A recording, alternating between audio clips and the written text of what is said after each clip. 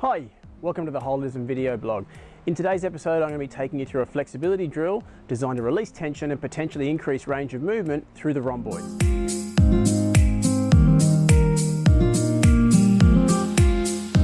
Now, the rhomboids are a muscle group that, from what I have seen over a number of years, it would appear to me that not a lot of people actually know how to stretch this one really well. This is a really targeted little stretch. It's a simple one that you can do on your own, at home or anywhere. You can give it to clients and you'll get a really good result with it.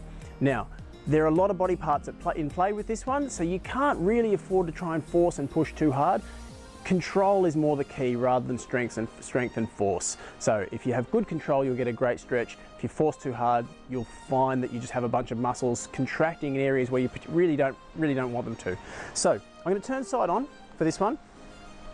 If I'm going to try and stretch my left rhomboids, what I need to do is take my left arm, reach it around behind the back of my knee and grab a hold. So I can grab a hold of the inferior hamstring tendons on the lateral side, or I can try, if you've got the range, you can reach all the way around to the medial tendons. So I'm reaching around to the medial tendons. I'm going to take my right hand, place it in the crook of the left elbow. So from there, with the right hand in the crook of the left elbow, I'm going to apply pressure towards the ground.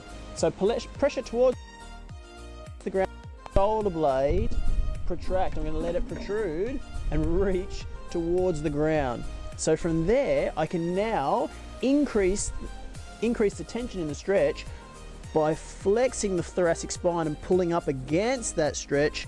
So pull my spine up and flex towards the sky or towards the ceiling.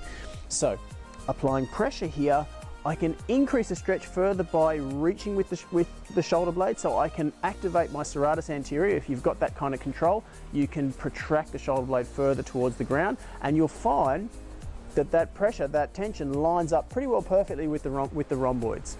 Now, one really cool little neuro hack that we can add to this is you can add jaw protrusion. So when you protrude your jaw, you're drawing your nervous system's attention to the muscles down the anterior aspect of the spine. So when you do that, when you're drawing the nervous system's attention to activation on one side of a muscle or a joint, effectively you're inhibiting the muscles on the other side. So in this case, I'll be inhibiting the paraspinal muscles down the back of my spine, which is then going to allow me to flex and just get a little bit deeper stretch through the rhomboids. So from here, left hand goes around, right hand goes into the crook of the elbow. I'm going to press towards the ground. I'm going to engage my serratus anterior and reach the shoulder blade towards the ground. I'm going to flex the spine, and then finally I'm going to protrude the jaw.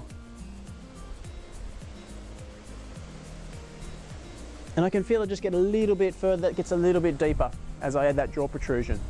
So have fun with it, give it a try. As I said, more is not necessarily more with this one. Just go with control. You don't need to push too hard, you don't need to force too hard, you certainly don't need to activate and brace up too hard against this one.